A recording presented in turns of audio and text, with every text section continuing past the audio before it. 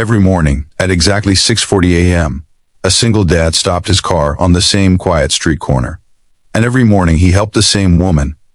He never asked her name. He never imagined that one sentence from her would one day shatter everything he believed about his life before we begin.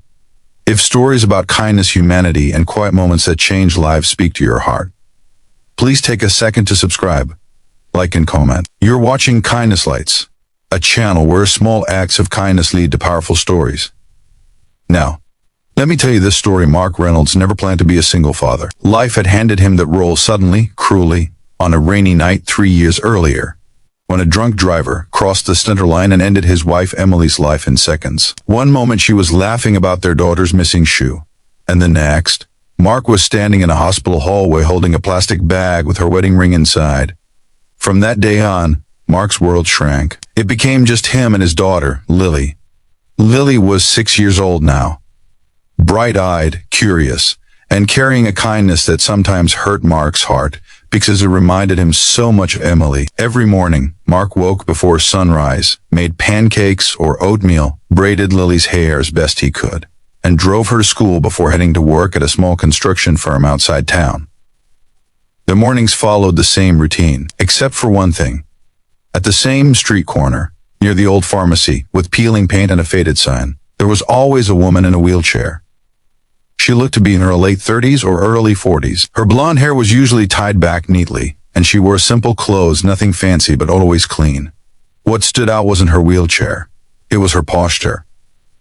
She sat upright, calm, almost dignified, even as cars rushed past her without slowing down. The first time Mark saw her, he drove right past. He was running late. Lily had spilled juice on her dress. Traffic was bad. His phone was buzzing with emails from work. But in his rear-view mirror he saw her struggling. Her wheelchair was stuck on the edge of the curb, one wheel spinning uselessly while she tried to push herself forward. Cars passed, horns honked. No one stopped. Something tugged at Mark's chest. He pulled over. "Daddy, are we late?" Lily asked. "Just a minute, sweetheart," Mark said, already stepping out of the car. He jogged back to the woman and gently lifted the front of her wheelchair onto the sidewalk.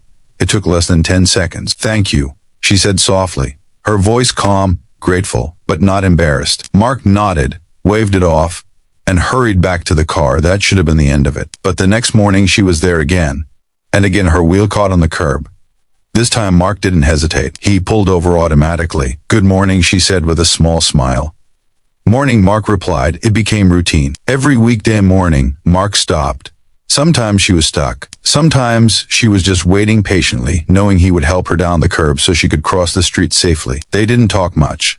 Mark never asked why she was there every morning. She never asked anything about him. Kindness didn't require conversation. Lily started to notice. "Daddy," she said one morning from the back seat, "she's your friend." Mark smiled. "I guess she is. Mommy would like her," Lily added quietly. Mark swallowed hard. "Yes," he said, "she would." Weeks passed, then months. Winter came. Snow piled up. Some mornings, Mark brushed ice off her wheelchair handles before helping her cross. Other days, he held an umbrella over her when it rained. Still, no deep conversations. Just kindness. One icy morning, Mark noticed her hands trembling as she tried to adjust her gloves. "You okay?" he asked. She smiled. "Cold doesn't scare me anymore." Mark didn't know what she meant, but something in her tone made him nod. Then came the morning. Everything changed. It started like any other day. Mark and Lily were running early. The sun was just rising, painting the sky in pale orange and pink. As they approached the familiar corner, Mark noticed something different. The woman wasn't alone. There was a man standing near her, tall, well-dressed, holding a folder. Mark slowed the car. "Daddy, is she okay?" Lily asked. "I don't know," Mark said. As he pulled over, the woman looked up and met his eyes. Her expression was different, nervous, almost fragile. "Good morning," Mark said cautiously. She nodded. "Good morning, Mark." Mark froze. You know my name?" She took a deep breath. "Yes," she said, "I know your name. I know about Lily, and I know about Emily." The world seemed to tilt. "What?" Mark whispered. The man beside her stepped back, giving them space. The woman looked at Mark, her eyes shining with something heavy and emotional. "There's something I need to tell you," she said. "Something I should have said a long time ago." Mark's heart pounded. Lily watched silently from the car. "I'm listening," Mark said. The woman swallowed. I was in the car that night, she said. The night your wife died. Mark felt the air leave his lungs. I wasn't the driver, she rushed to say. But I was there. And I survived. Mark staggered back a step. I lost the use of my legs in that crash, she continued, her voice shaking. And I've lived every day since with the weight of that night. Mark's knees weakened. She looked down, tears falling onto her lap. I come here every morning because this is where my life stopped, she said. And where yours broke. Mark's hands trembled. For months, she whispered, I didn't know how to face you. And then you stopped. You helped me. Over and over again. Without knowing who I was.